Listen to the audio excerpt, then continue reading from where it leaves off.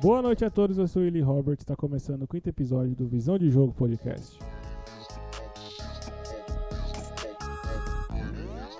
Hoje nós estaremos falando sobre a vitória do Palmeiras contra o Ceará, a vitória também do Palmeiras contra o Universitário do Peru pela Libertadores, o Palmeiras que teve que pagar a multa do Abel, ou terá que pagar a multa pelo próprio Abel ter assinado com outro clube, o meu time base que eu queria formar aqui com vocês e uma opinião sobre o porquê do declínio do projeto do Fortaleza e demissão de Vojvoda, se o Vojvoda seria um bom treinador para um Palmeiras, para um time grande, tudo isso no 5º episódio de hoje.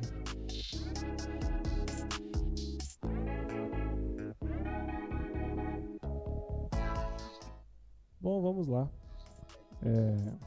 Para você que ainda não é inscrito, se inscreva, deixe seu like, compartilhe com os palmeirenses, se for possível. No programa de hoje tem bastante não é notícia, né? Bastante opinião a respeito, além dos jogos, coisas que eu quero estar falando aqui no terceiro bloco. Mas eu quero começar com Palmeiras e Ceará. Palmeiras 2, Ceará 1, o jogo que aconteceu no domingo passado. Eu deixei anotado algumas questões aqui desse jogo, porque o foco, na verdade, não é nem esse jogo específico, tampouco a partida contra o Universitário. São alguns pontos que eu quero estar trazendo aqui de questões táticas que eu quero estar comentando. Essa partida do Palmeiras contra o Ceará teve suas peculiaridades, porque o Palmeiras começou de uma maneira muito intensa, só que não consegue ser incisivo, não consegue chegar de maneira alguma. Tanto é que o número de finalizações do time foi nulo no primeiro tempo. E o Palmeiras acaba que, mesmo com essa intensidade inicial, e não consegue criar nenhuma chance, fica uma correria muito grande, o Palmeiras muito bagunçado, que faz aquela mesma jogada de sempre, de volante toca pro meia toca pro lateral ou ponta, que volta para esse meia, que volta pro volante, que abre do outro lado e faz a mesma jogada, meia, ponta ou lateral e volta, e sempre faz a mesma jogada e se repete até que levanta uma bola na área e tenta fazer alguma coisa. O primeiro tempo dessa partida contra o Ceará foi basicamente isso. No final do primeiro tempo houve outra criação de narrativa a partir dos comentaristas da Globo, que foi quando eles falaram que, eu não lembro agora se foi o Caio, se foi o Ricardinho, talvez, que estava na transmissão, que falou que o elenco do Palmeiras foi mal montado, porque o Palmeiras não tem nenhum ponta driblador, quebrador de linhas, porque o primeiro tempo da partida contra o Ceará, para quem é leigo, para quem não entende muito de futebol ou não consegue enxergar muito essas questões táticas, parecia que o Palmeiras precisava de um ponta, precisava de um driblador. De fato, não é de todo errado isso, mas o problema principal não é esse. Ou seja, quando eles falam que o Palmeiras teve um elenco mal montado, eles tiram toda a culpa do treinador, da sua comissão técnica, de uma maneira totalmente errada, e não tem como falar que não é tendenciosa, porque esse elenco foi montado por essa comissão, não tem como falar que não, foi montado por essa comissão. Portanto, você trazer esse ponto como fundamental para um primeiro tempo onde o Palmeiras chutou 2 bolas ao gol, talvez, ou na verdade chutou duas vezes, nem sei se foi no gol. Portanto, para mim é tendencioso, é uma criação de narrativa, e justamente para defender o Abel. Eu queria saber o porquê que eles nunca falam que esse elenco foi montado pelo Abel. Se o elenco foi mal montado, para mim não foi mal montado, mas se foi mal montado, a culpa é do Abel, porque ele que deu a carta branca, ele que provavelmente indicou os jogadores, inclusive. Porque, como eu já falei nos podcasts anteriores, um treinador com 4, 5 temporadas no clube, já campeão, respaldado pela diretoria como a Leila respalda ele, é meio óbvio que ele tem carta branca para trazer jogador, para pedir jogador, para indicar, para aceitar ou não determinados jogadores. Isso é uma coisa que ficou pra mim como destaque do primeiro tempo, porque o jogo em si não teve muita coisa nesse primeiro tempo. Então o Palmeiras, o resumo que eu faço é que o Palmeiras só não tomou gol porque o Ceará não quis ameaçar. Porque definitivamente o Ceará quis ficar atrás sem atacar. Não contra-atacou, não fez questão de ficar com a bola. O Palmeiras ficou trocando passes ali, como eu falei, do meio para lateral, do lateral para o meio, tentando achar espaço sem se movimentar, sem buscar ser mais incisivo, sem buscar um drible, que não é por causa só da falta do ponta driblador, não é só por causa disso, é questões táticas mesmo, um time que fica parado, estático e não se movimenta, e aí fica só tocando bola de lado, os jogadores só se movimentam para frente e para trás, ou de um lado para o outro. Parece que eles são robôs, definitivamente são robôs. No segundo tempo, já começa o jogo com um gol do Ceará, um golaço, indefensável, essa sim indefensável, não tem como o Everton pegar esse chute, mas com um destaque para esse gol, que é o chute de fora da área. É uma coisa que o Palmeiras não faz. O Palmeiras não faz um chute de fora da área. Tinha o Richard Rios, não aproveitava com o Richard Rios. Agora que o Richard Rios saiu, também não tem outro jogador que eu veja com essa característica. O Maurício é um cara que chuta bem, bate bem na bola, mas como no Palmeiras ele não tem esse costume, ou ainda não foi aproveitar essa característica dele, não me passa essa impressão de que um chute de fora da área dele seja tão bom, tão potente como era o Richard Rios, que também foi subaproveitado no Palmeiras. Então, esse gol do Ceará, inclusive, além de ligar o alerta no Palmeiras, fez o Palmeiras, não digo nem acordar no jogo, porque o Palmeiras estava acordado sim, mas estava jogando mal. Mas fez com que o Palmeiras ligasse o sinal de alerta. E aí, um pouco depois, mais pra frente, o Palmeiras sofreu um pênalti aleatório, que foi uma jogada que acho que o próprio Flaco Lopes que bateu foi quem encontrou esse pênalti, a bola batida na mão do jogador do Ceará. E aí o Palmeiras faz o gol, o Flaco bateu muito bem o pênalti, e logo depois tem um contra-ataque que o Palmeiras executa muito bem. E aí sim é uma jogada muito bem trabalhada, de contra-ataque, coisa que o Palmeiras infelizmente ultimamente não estava fazendo, que é onde eu até trouxe também em outros podcasts a respeito disso, que era a perda da característica, ou de uma das principais características do Palmeiras. Na verdade, das características, que foi a questão da defesa, que era muito forte, hoje não é, e do contra-ataque, do time que era muito rápido, e hoje não é. Mas essa jogada reacendeu esse Palmeiras forte, que era de contra-ataque, jogadas de passes rápidos.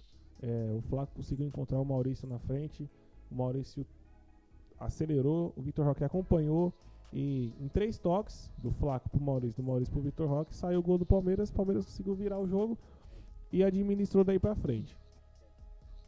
Teve, sim, o gol do Ceará, que estava impedido, que é a questão da linha do VAR, que isso aí não tem nem que entrar mais em assunto, na minha opinião, porque não vai mudar mesmo no Brasil. Mas o destaque que eu trago é o quê?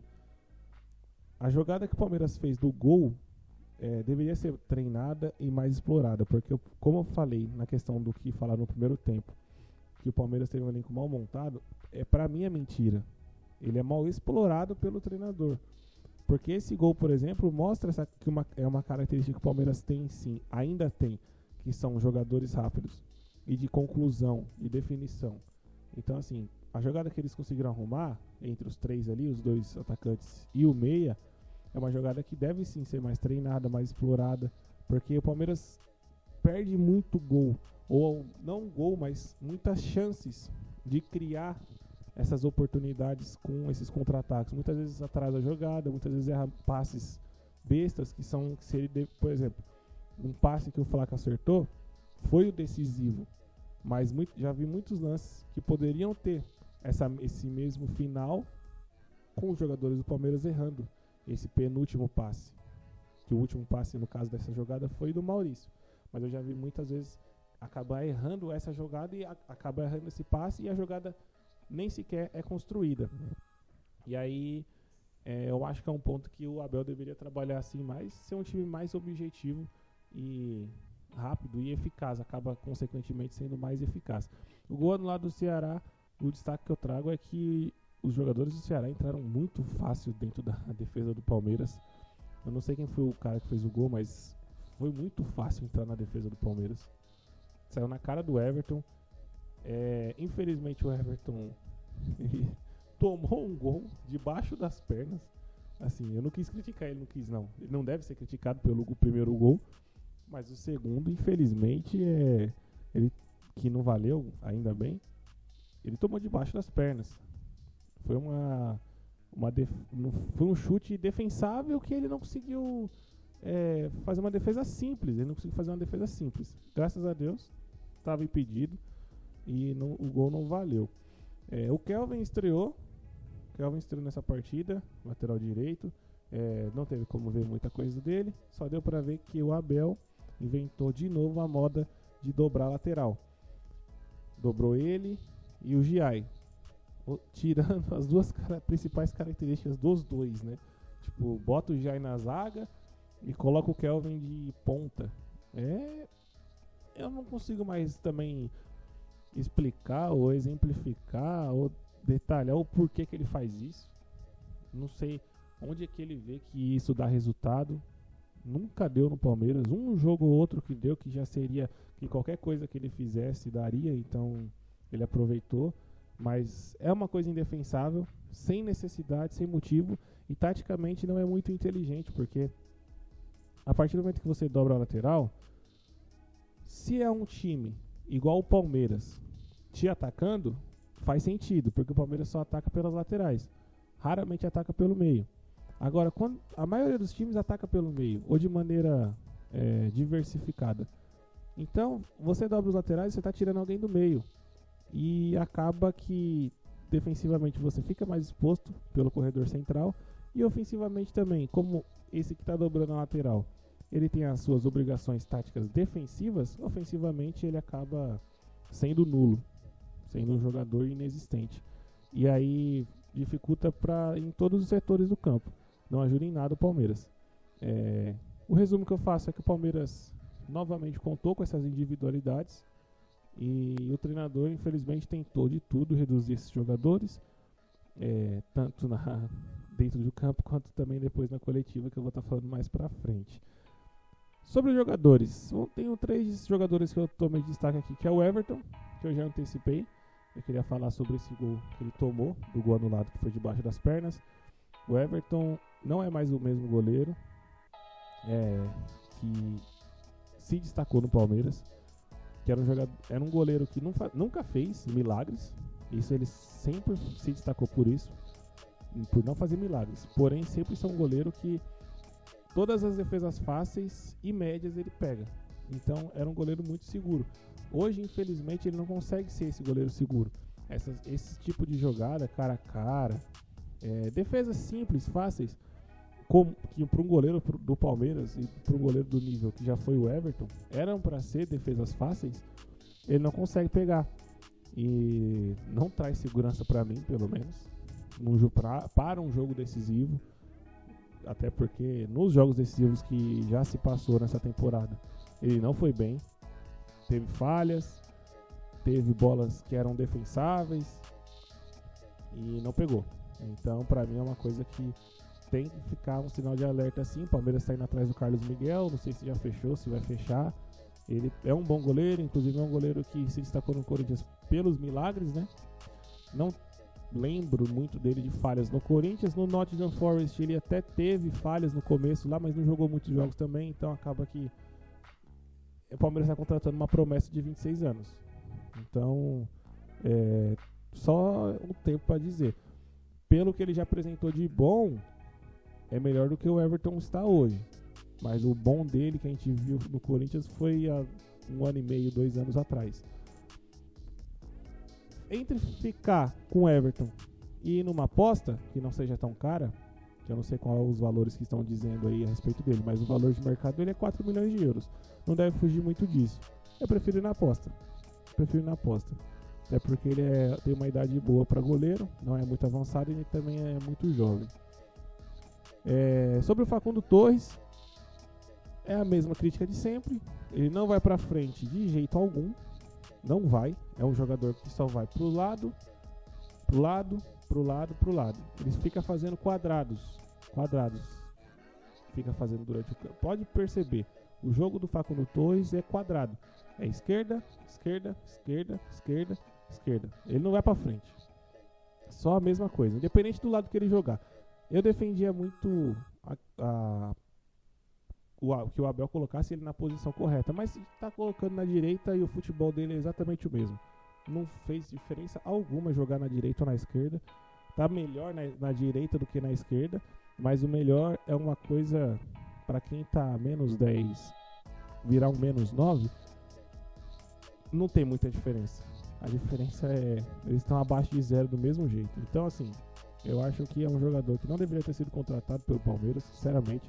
Não faz diferença alguma ter ele em campo, independente do jogo, independente de qualquer coisa. Não tem vigor físico, aguenta o jogo inteiro, mas também porque, se for parar para analisar, no ataque ele não participa, na defesa também não vejo desarmando ninguém. Então, assim, não tem o que fazer. É um jogador que o Palmeiras contratou, gastou dinheiro, paga um salário altíssimo, que não faz a mínima diferença. Inclusive, muitas vezes atrapalha o andamento da jogada. Eu já cheguei a defender ele sobre ser um clareador de jogadas. Beleza.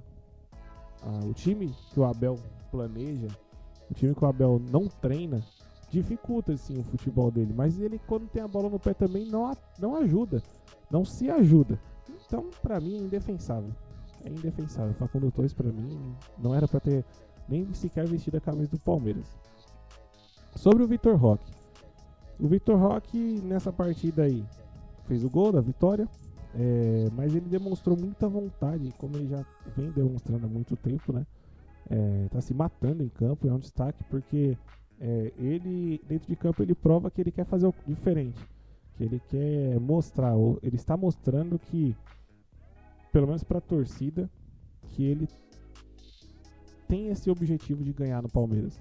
Alguns jogadores que já ganharam, ou que ainda não ganharam, estão um pouco para baixo pela fase, pelo jeito do time jogar, que atrapalha.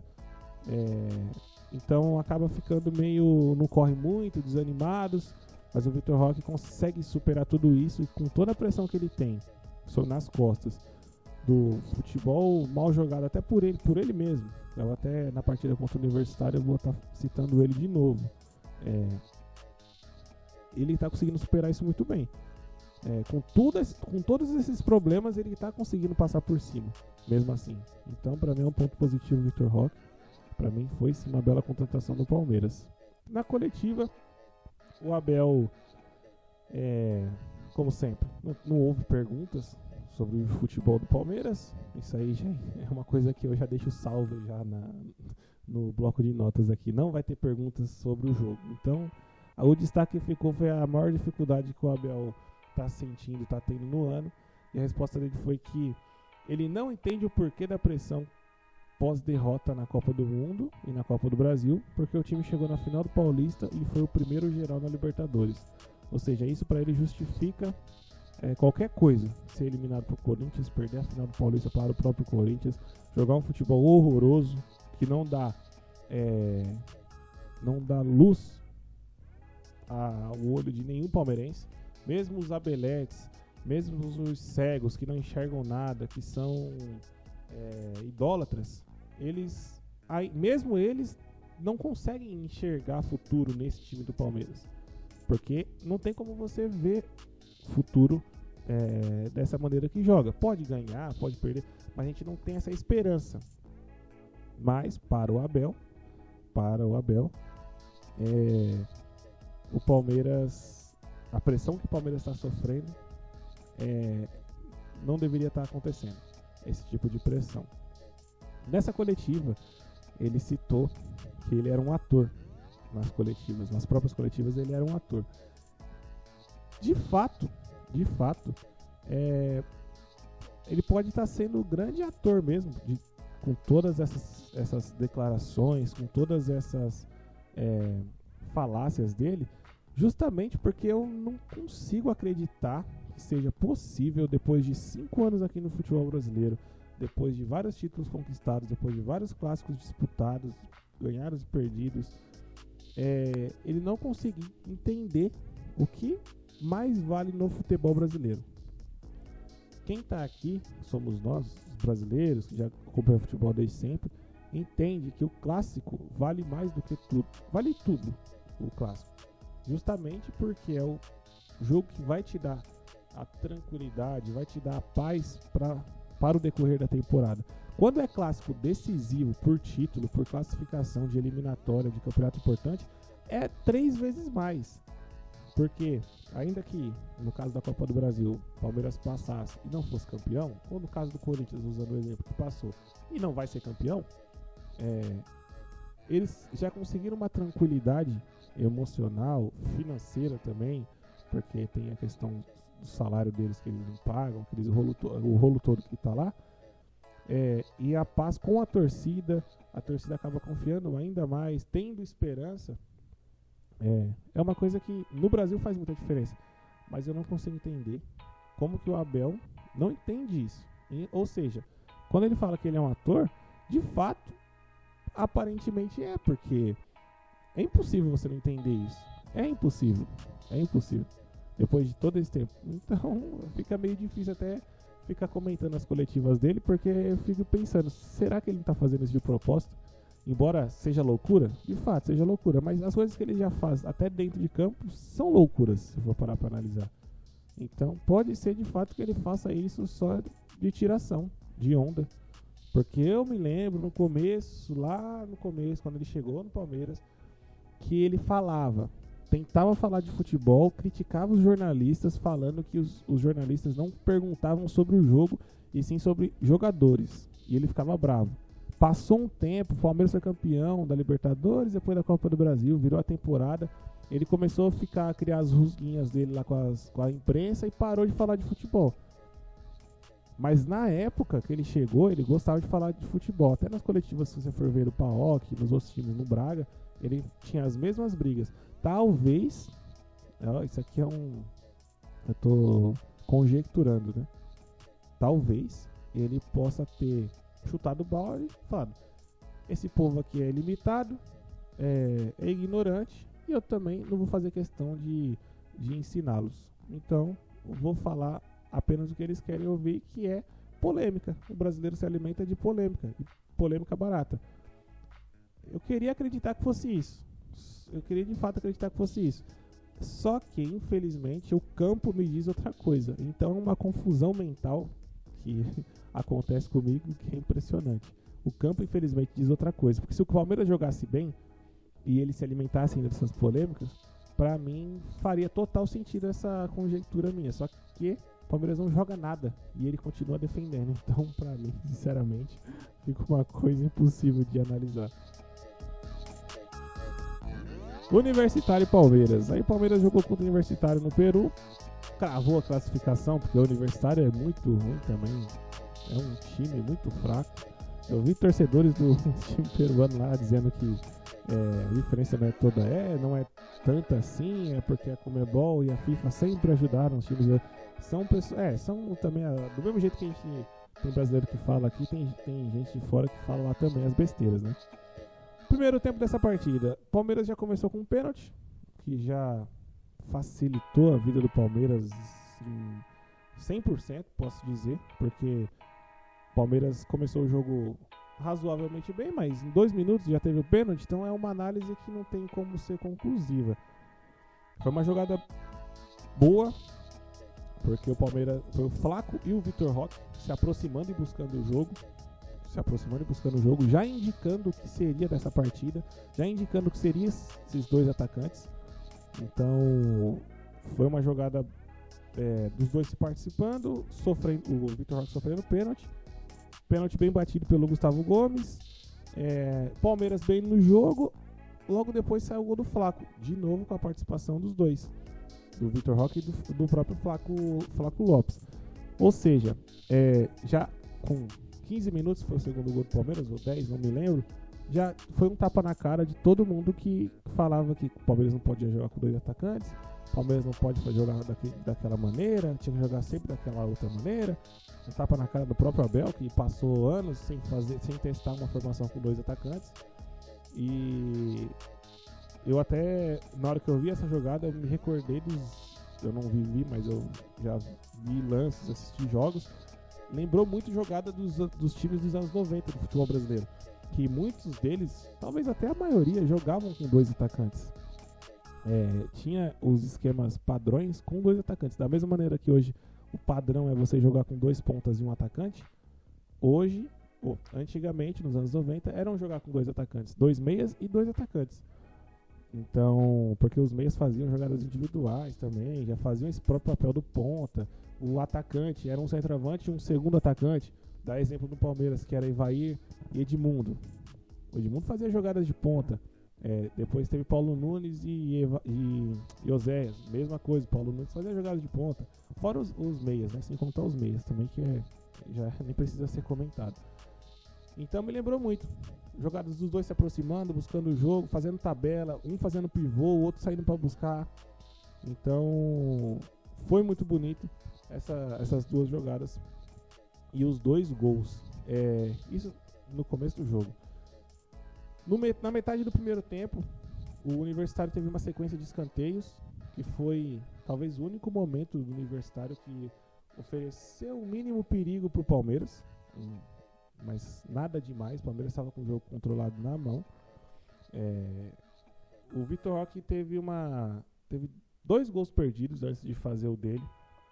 Ele saiu na cara do gol e perdeu o gol. E depois teve uma falha que o zagueiro do Universitário recuou a bola pro goleiro e acabou falhando. O Vitor Roque foi mais rápido, conseguiu pegar a bola e foi driblar o goleiro, perdeu o gol também. Uma coisa que eu vou estar entrando em destaque mais pra frente, quando for falar individualmente dele. O problema do Palmeiras que eu achei nesse jogo, que foi um ponto fraco, talvez o único, e é o único, mas por ser o Universitário, acaba sendo uma problemática que deve ser sim corrigida. O Universitário teve, não digo facilidade, porque eles são fracos tecnicamente, mas tava tendo muito espaço para rondar a área do Palmeiras e entrar dentro da área do Palmeiras. Talvez por estratégia ou não, mas você dá liberdade para o time adversário, qualquer time que seja, entrar dentro da sua área com frequência, como o Palmeiras fez com o Universitário, é perigoso. Porque está acontecendo com o Universitário, quando pegar um time mais forte, é provável que aconteça igual, só que o Universitário não faz o gol. Outros times mais fortes fariam. Então, é um ponto a se destacar da questão negativa desse primeiro tempo em si. No final do primeiro tempo, o Vitor Roque faz o gol. Uma jogada com o Piquerez, faz um lançamento. O Vitor Roque explora o espaço, finalizou muito forte. Para mim, de maneira desnecessária, porque cara a cara com o goleiro, a zaga já tinha ficado para trás, estava na perna esquerda, dava para ter ajeitado para a direita, ou finalizado com a própria esquerda, mas ele encheu uma pancada que a bola, inclusive, foi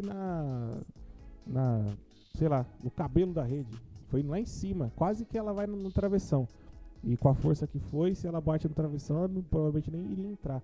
Então assim, eu ainda vou falar do Vitor Roque mais pra frente, então deixa eu segurar essa minha opinião a respeito dele agora.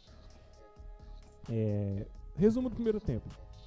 Teve 3 coisas inegáveis, que vale não só pro primeiro tempo, mas vale pro jogo inteiro. O pênalti deu muita confiança pro Palmeiras e ao mesmo tempo tirou toda a confiança do Universitário.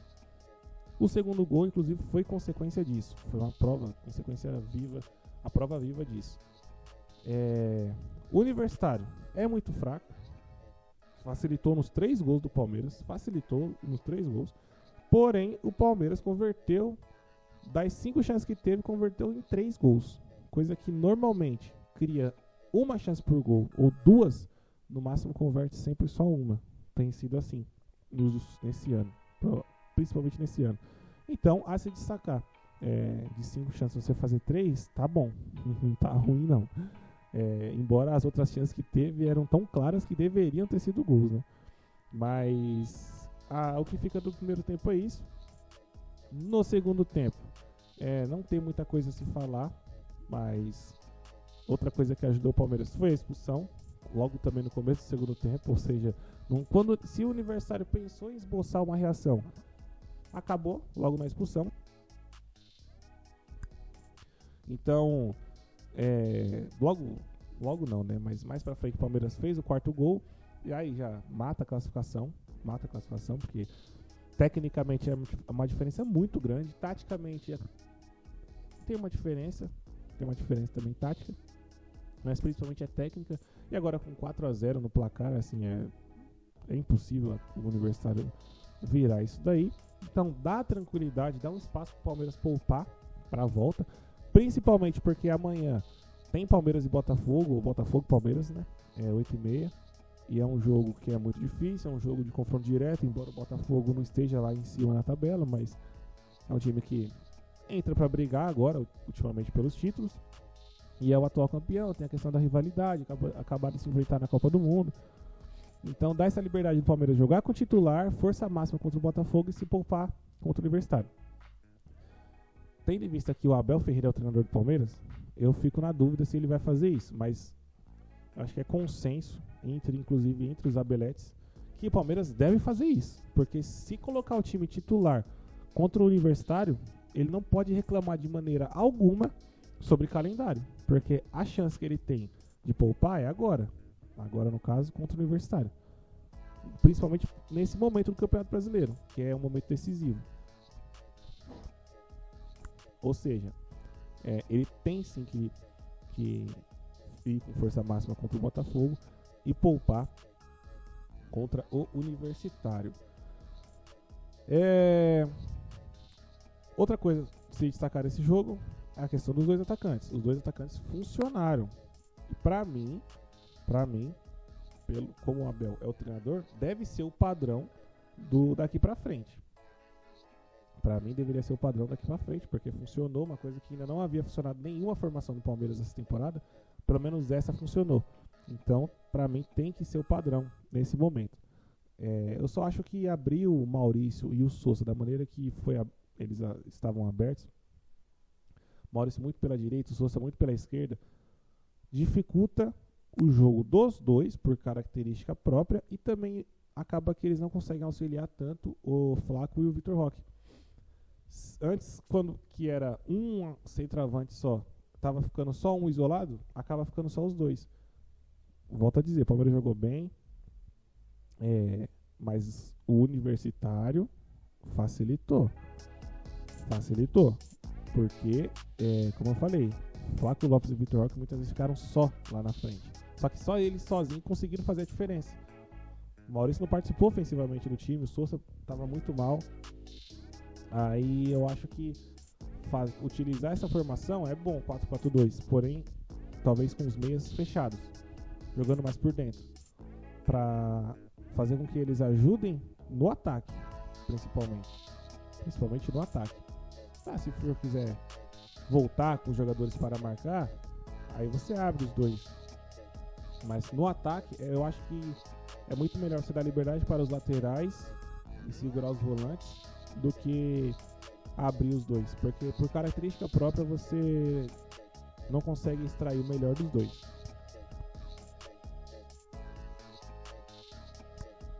Sobre os jogadores especificamente, eu quero falar do Piquerez e do Vitor Roque. O Piquerez não fez uma má partida, mas o que eu quero destacar nele é porque quando ele teve aquela falta na entrada da área, acho que já estava 3-0 o Palmeiras ou 2, aquela falta na entrada da área que ele foi bateu na barreira, me deu um start de comentar aqui no canal, no podcast de hoje, que é o quê?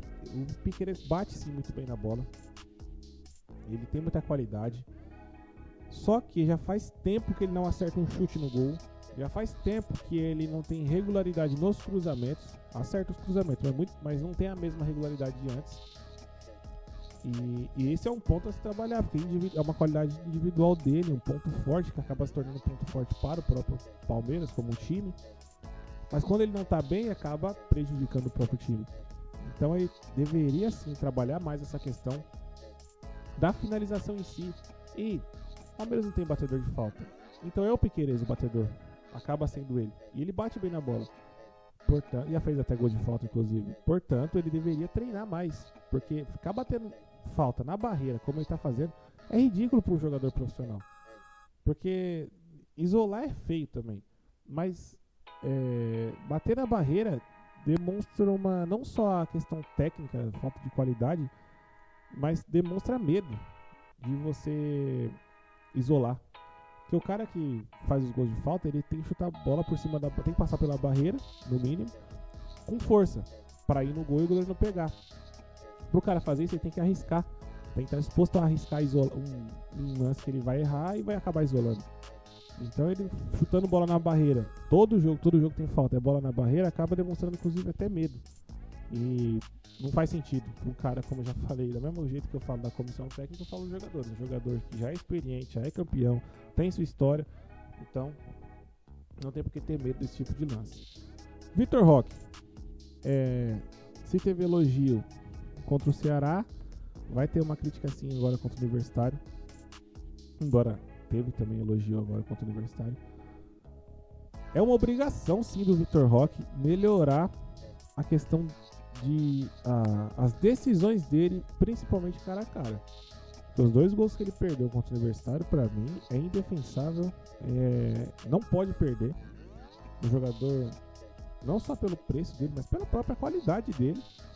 Assim, ele demonstrando ansiedade quando não tava fazendo gol no começo. Beleza, mas numa partida em que o Palmeiras estava bem, já estava ganhando de 2-0, ele demonstrou a ansiedade que demonstrou nas 3 finalizações, né, até no gol, da maneira que ele chutou, demonstra uma falta de... É uma das faltas de qualidade dele, né, que é a frieza, é a tranquilidade. Às vezes as pessoas falam que teve um vídeo do Felipão na época do Atlético Paranaense dizendo que o Vitor Roque tinha que melhorar alguns fundamentos básicos. Tem sim, isso é um fato, é porque o Felipão falou, não vai ser eu que vou negar, mas talvez a principal não seja nem fundamentos básicos. O principal motivo do Vitor Roque não fazer os gols, dos gols que ele acaba perdendo, como foi esse contra o Universitário, é justamente a frieza, a tranquilidade, se antecipar ao goleiro. Porque nos 2 lances ele telegrafou, os gols que ele perdeu, ele telegrafou o que ele ia fazer. Ficou muito fácil pro goleiro saber. O drible que ele foi dar no goleiro no segundo gol que ele perdeu, tava na cara que ele ia fazer aquilo. O goleiro tinha saído, dá pra ele dar uma cavadinha, dá pra ele driblar o goleiro, mas podia balançar pra um lado e driblar pro outro, como o Ronaldo fazia várias vezes. Todo mundo sabia que o Ronaldo ia fazer isso, mas ninguém conseguia pegar pela qualidade dele, mas pela velocidade.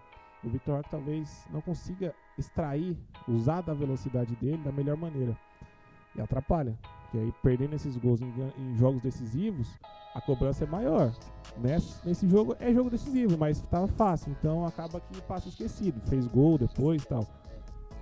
Mas se é um jogo decisivo nas quartas de final contra o River Plate, no Monumental de Nunes, será que vai ter esse tipo de chance?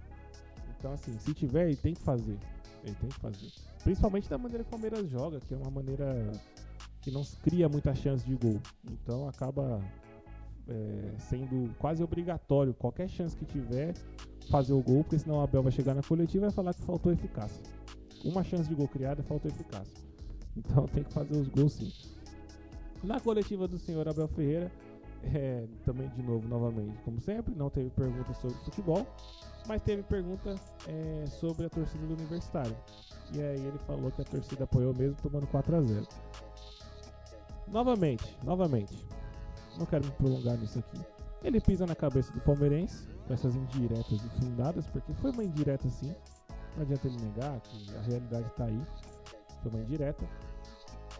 Porque a torcida do Palmeiras vaiou e começou a criticar durante o jogo contra o Corinthians, que é o mínimo que deveria ter sido feito, porque eu queria que a torcida ficasse cantando, apoiando o time e no final da partida tomando 2-0, um vareio de bola de uma maneira vexatória, dentro de casa, com um time que não demonstrou qualidade nenhuma valência técnica e tática. Então, filme repetido, inclusive. Um filme repetido. Então ele fica fazendo isso, ele sempre quer ter razão. De alguma maneira, ele sempre tenta recordar umas brigas passadas. como foi essa desse caso, para com o resultado do presente ele consiga justificar essa briga passada e sair por cima. O objetivo dele é sempre esse, sair por cima dessas brigas. E aí ele acaba usando esses tipos de artefatos aí, pra mim, incoerentes, mas infelizmente tem as pessoas que são os idólatras, que acreditam e gostam e confiam e falam sempre que tem um plano. Infelizmente é o retrato do brasileiro médio não, da maioria do brasileiro, que infelizmente é dessa maneira, que trata das coisas, trata com as pessoas estão acima dos princípios e as coisas que pessoas que têm uma certa relevância na sociedade, o que já te trouxe felicidade, alegria, no caso do Abel, acaba sendo Deus para essa pessoa, não é apenas um ser humano mais, ganha status de rei, de Deus. Infelizmente é assim, mas graças a Deus eu não sou assim, eu analiso a realidade, eu não trabalho com esse tipo de conjectura, trabalho com a realidade está aos nossos olhos, só não vê quem não quer.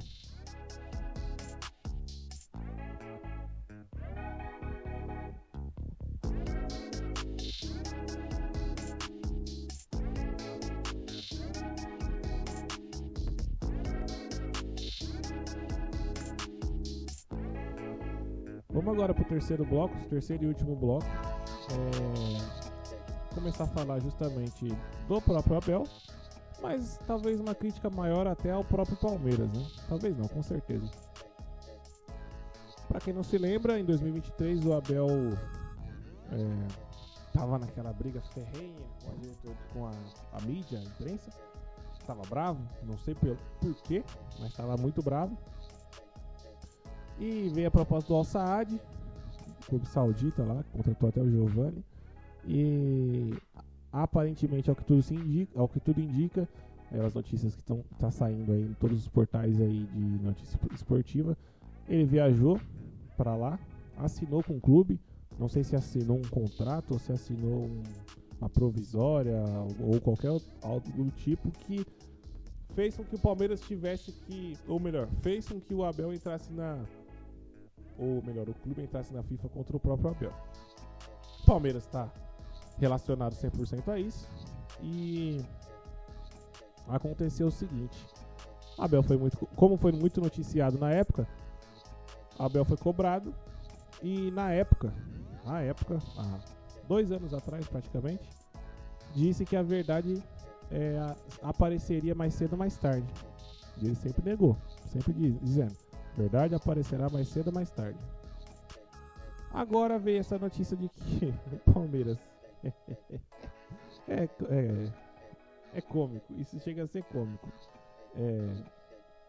O Palmeiras pagou, ou vai pagar, fez um acordo na verdade para pagar 10 milhões talvez, não sei se os valores são exatamente esses, o que poderia vir a ser 40, que o Abel teria que tirar do bolso por ter assinado e não ter ido pro clube, virou 10 milhões e que o Palmeiras talvez pague, e os 10 milhões que o Palmeiras tinha de receber de uma cláusula de jogos do Giovani, que viria a receber, o Palmeiras abriu mão. Agora não sei se esse valor dos 10 milhões está embutido, é só o valor do Giovani ou se é 10 milhões mais os valores do Giovani. Não sei exatamente o que é. O que eu sei é que o que está sendo noticiado é que o Palmeiras vai pagar uma coisa que foi feita contra ele, né? Vai pagar, na verdade é um quebra-cabeças, né? O Palmeiras está assumindo uma dívida que não é sua, e teve início num ato contra o próprio Palmeiras. Quem iniciou essa dívida foi o Abel assinando com o clube lá e não indo pra lá. Ou seja, ele errou 2 vezes, né? Com o Palmeiras e com ele próprio, que não teve palavra. Falou com a própria palavra. E aí o Palmeiras, no final das contas, que foi o prejudicado inicial, vai ser o prejudicado final em ter que pagar. Não sei se vai ser o Palmeiras que vai pagar mesmo, mas o que está sendo noticiado é isso. Se for de fato, Só pela cláusula do Giovani, do Palmeiras ter aberto mão dessa cláusula, já é um absurdo completo. Pra mim, é justa causa pra Leila. Não existe justa causa pra presidente, mas a justa causa pra Leila, justa causa pro Abel, é pra sair todo mundo, porque não pode acontecer isso. E o conselho tem que ser todo mundo. Qual que é a palavra certa? Eu não sei a palavra correta. Deposto? Talvez seja deposto. Todo mundo do conselho tem que sair fora, porque não pode aceitar esse tipo de coisa. Porque o conselho é justamente para ser o intermédio entre a razão e o coração e entender o que está acontecendo lá, passar para a torcida que não tem as condições, e eles são torcedores também, porra. Então eles têm que saber que isso é errado. Não tem como todo mundo de fora entender que isso é errado e só eles lá dentro entender que é certo. Ou que, beleza, pode ser. Não tem como. Então, o Palmeiras acaba sendo lesado 2 vezes, talvez até 3, porque há quem diga que na época internamente o Abel negou pro elenco, o elenco ficou questionando ele e aí acabou que ele perdeu a mão. Há quem diga isso, mas aí já também é conjectura, não sei se é verdade ou se é mentira. Então, de fato, se isso aconteceu dessa maneira que está sendo noticiada, é o maior absurdo noticiado que eu já vi acontecer no clube. É o maior absurdo que eu já vi. É uma coisa que ultrapassa todos os limites, todas as fronteiras dos limites. Não deveria nem acontecer nem nada próximo disso. Então, porque a época já teria que acabar isso na hora, né? Porque o clube internamente sabia do que aconteceu. Ele sabe se ele assinou ou não. Porque no final das contas, se ele assumiu agora, é porque ele já tinha essa informação antes. Então, assim, é uma coisa que aceitar dessa maneira, como se o cara fosse Deus de fato, eu não consigo descrever, falta palavras pra mim descrever, e eu não consigo entender também por que acontece esse tipo de coisa. Será que todos os outros treinadores são tão ruins assim, que o Palmeiras fica refém do Abel dessa maneira? Eu não consigo entender, não entra na minha cabeça esse tipo de coisa, mas, infelizmente, é o que está acontecendo no clube, e dói me dizer, mas o Palmeiras caminha dia após dia, caminha a passos largos para repetir o que o São Paulo fez nos anos 2000, que tinha todo o futebol brasileiro na mão, se quisesse, conseguiu cagar em tudo, e hoje é um time que há anos, 10 anos, 15 anos, só tem times médios que vez ou outra briga por títulos, mas não é mais o time que já foi antes, e tão pouco em brigar por título, tão pouco quanto em características de clube. O Palmeiras, pela característica do clube, já se perdeu há muito tempo, e em questão de brigar por título, pra mim, na minha opinião, dessa maneira, trabalhando desse jeito, caminha a passos largos para repetir o que o São Paulo fez, infelizmente. Trazer uma opinião agora a respeito de futebol em si, campo, que é a minha ideia base de jogo do Palmeiras, que eu gostaria que o Palmeiras jogasse, e aí fazendo, não na cabeça do Abel, mas aí sim na minha, né? Se eu fosse o treinador, com esse elenco que o Palmeiras tem, pra mim, o Palmeiras jogaria num 4-3-3. Não no 4-3-3 que o Palmeiras joga hoje, não é 4-2-3-1, não, é 4-3-3. 4-3-3 seria o quê? Hoje, pra mim, Marcelo Lomba titular. Lomba, quando joga, sempre corresponde bem, não falha e faz defesas difíceis. Lomba. Na lateral direita, pra mim, não pode ser o Giai, porque o Giai não consegue jogar. Jogar que eu falo, não consegue jogar futebol com a bola no pé. Pra mim, deve ser o Kelvin. Não conheço, tá? Ele chegou agora, mas tem que fazer o teste. Se não for ele, traz o Gilberto. O jogo que o Gilberto fez ontem na semifinal do Brasileirão Sub-20, o jogo que ele fez e os lances capitais, o gol que ele fez, já é pra ele ser titular. Não tem como ele não ser titular. Já é definitivamente pra ele ser titular, porque nenhum lateral do Palmeiras hoje tem essa capacidade. Como eu falei, eu excluo o Kelvin dessa porque eu não sei, eu não conheço. Mas Marcos Rocha, o próprio Mike, mesmo eu gostando dele, não fazia esse tipo de jogada. O Giai, então nem se fala, é louco, não consegue jogar futebol. Então assim, o Gilberto tem sim que subir profissional na temporada que vem, se já não nessa, dependendo se o Giai for vendido, vai saber. Então tem que subir e vai brigar para ser titular sim, porque ele tem muita qualidade. Gustavo Gomes e Murilo, É a dupla de zaga melhor que o Palmeiras tem, não é indiscutível isso. Os dois se completam defensivamente e até ofensivamente. E o Piquerez na esquerda. Aí do meio pra frente que vem a questão. Eu jogaria com um volante, que é o Aníbal Moreno. 2 meias, pra mim seria Felipe Anderson e o Maurício. E aí eu coloquei o Paulinho aqui como um camisa 10. Pode-se dizer assim. Por quê? Os 2 meias que eu colocaria nesse time, que é o Felipe Anderson e o Maurício, seriam 2 meias que ajudariam defensivamente, sim, numa recomposição em linha com o Aníbal, fazendo Maurício pela esquerda, Aníbal pelo meio e Felipe Anderson pela direita, que são meias muito intensos, são rápidos e têm noção de marcação e têm disposição para marcar. Mas ofensivamente ajudariam muito na frente e auxiliariam o Paulinho, que ficaria no meio como um camisa 10, e o Palmeiras jogaria com 2 atacantes. É um 4-3-3 que não é 2 pontas e um atacante, é um camisa 10 e 2 atacantes.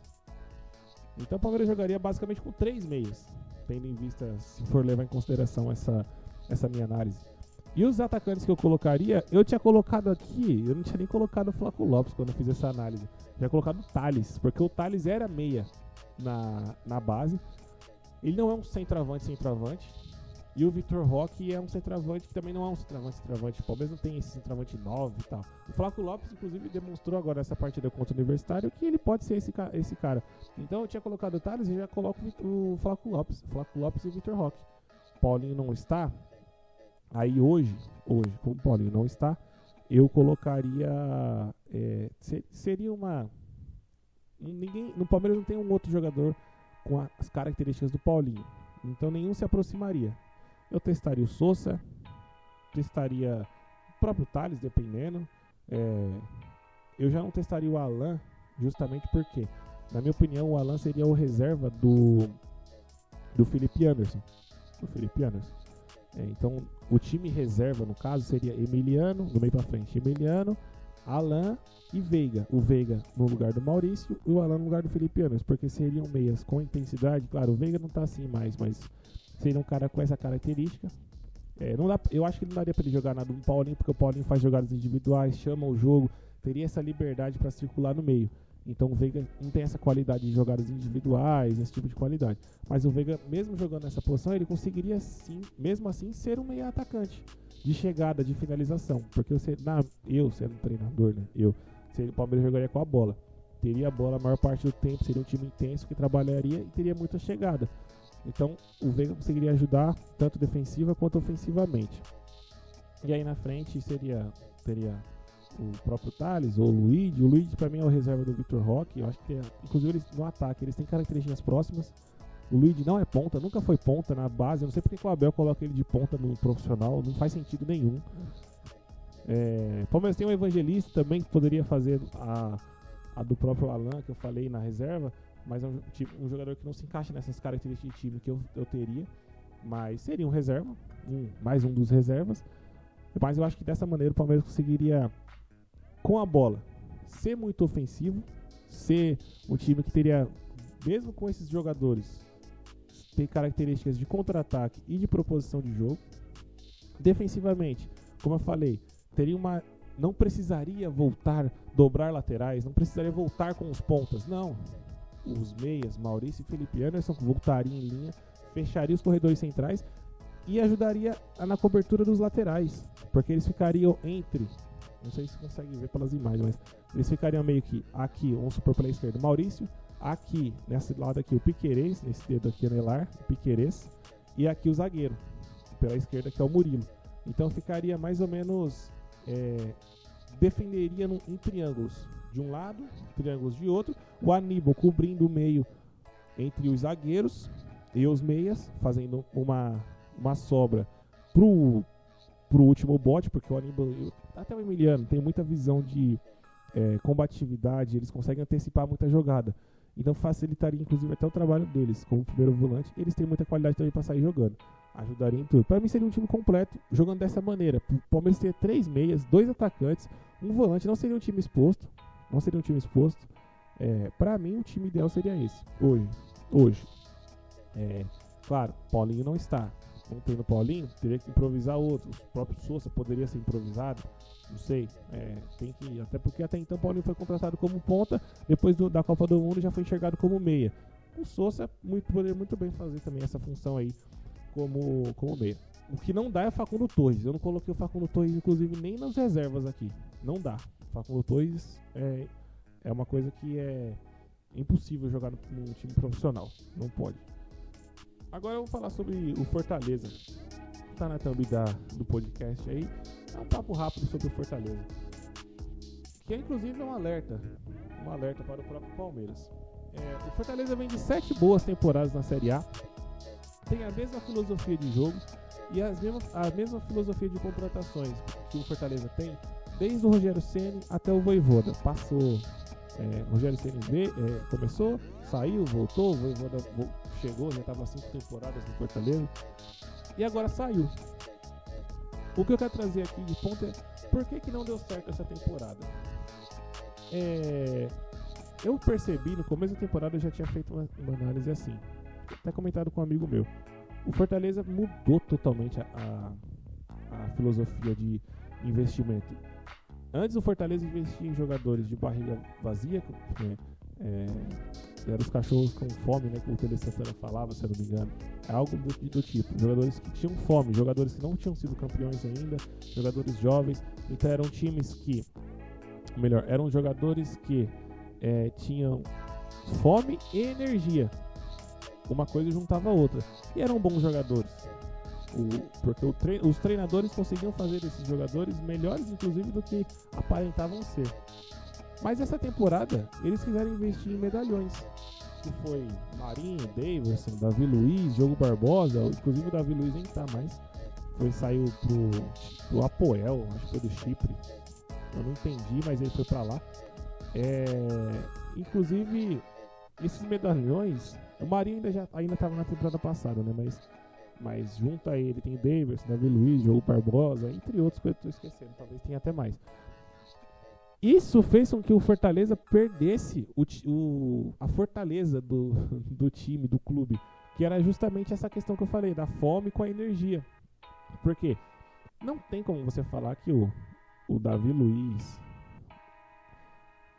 Diogo Barbosa... O Daverson é maluco, o Daverson gosta de ganhar, gosta de jogar. Mas não é a mesma coisa um jogador jovem, um jogador que está querendo buscar seu espaço, que está construindo a sua carreira. E isso pela questão da fome. Pela questão da energia, então nem se fala. Jogadores acima de 33, 34 anos já não é a mesma coisa. E tem que se considerar, é inevitável que Fortaleza joga lá no Ceará, todo jogo fora de casa é uma viagem longa pro Fortaleza, diferente daqui de quem tá aqui em São Paulo, que metade do campeonato das viagens é para próximo, são 500 km de distância, 600, 700 km, são pontes aéreas. O Palmeiras joga com 3 times no Sul, 3 times no Sul, Santa Catarina não tem, Paraná esse ano não tem 2 em Minas, tem mais 4 no Rio de Janeiro, sei, metade do campeonato as viagens são curtas. Então Fortaleza já não, Fortaleza de lá pra cá é uma viagem longa. Toda vez que vai jogar fora de casa é longa. Então tem que ter jogadores jovens com energia, e essa fome também acaba alimentando isso, porque time querendo vencer. Talvez, da mesma maneira que eu falo que o Abel que pensou esse elenco, foi o Abel que quis trazer esses jogadores, talvez o Vojvoda tenha planejado dessa maneira e acabou caindo. Pode ser, eu não sei se por algum acaso esse vídeo chegar no torcedor de Fortaleza, era bom até que me explicasse, mas eu não consigo acreditar que o Vojvoda tenha pedido esses medalhões. Eu acredito muito mais em questão de empresário, negociando com os dirigentes e colocando esses jogadores no clube, e acabando que o treinador acaba tendo que aceitar. Ainda assim, esses jogadores viraram titulares no Fortaleza em algum momento, e até são ainda, né? E então até eu cria essa dúvida na minha cabeça, se foi o Vojvoda que pediu, o Vojvoda que quis mesmo. Mas no que diz respeito a campo, não deu certo. O Vojvoda caiu, tá agora com o Renato Paiva, tomou 5 do Botafogo em casa, uma coisa bizonha. Bizonho. Conseguiu empatar com o Vélez na Libertadores, em casa, no primeiro jogo. Pode até ser que passe na Argentina. Do jeito que o futebol tá aleatório, eu vi até o Fernando do Instaverde falando que qualquer time pode acabar sendo campeão, inclusive o Fortaleza. Pode ser campeão dessa Libertadores, não tem ninguém jogando futebol. Não tem ninguém jogando futebol mesmo. Que nem em outras temporadas, ano passado tinha o Botafogo, outro ano tinha o Fluminense, outro ano tinha Palmeiras, tinha Flamengo, Não tem ninguém jogando. Então você olha pra qualquer time e fala, pode acabar dando aleatoriedade da vida e ser campeão. Qualquer um. Só não mais Universitário, eu acho que não consegue passar. Mas até ele, inclusive, eu achava que podia. Porque, tendo em vista, principalmente esses primeiros jogos de oitavas, cara, qualquer time tem chance. É loucura dizer isso, mas é. E o Fortaleza acaba estando entre eles. Eu não sei se passa, eu acredito que não passe do Vélez, mas eu até gostaria que passasse. Mais um time brasileiro jogando aqui, é bom pro Fortaleza, fortalece inclusive o próprio futebol brasileiro. E eu acho da hora, ainda mais que se eliminar o Vélez vai ter sido na Argentina, né? Eu acho que, agora falando como palmeirense, é muito melhor enfrentar o Fortaleza do que o Vélez. Talvez para esse time do Abel não, né? Mas até lá, quem sabe, se for também se enfrentar é só numa final, então eu acredito que seria melhor enfrentar um Fortaleza do que o próprio Vélez Sarsfield. Mas é isso. O podcast de hoje está se encerrando. Muito obrigado para quem acompanhou até aqui. Para quem ainda não deu like, deixa o like, se inscreva no canal. Todo sábado às 19h tem podcast novo. E a ideia é que isso se mantenha. E durante a semana vão acompanhando os shorts do YouTube aí, com os cortes do podcast, para quem é mais preguiçoso, para quem não tem muita paciência de acompanhar o podcast inteiro. Valeu, obrigado, até semana que vem. Forte abraço.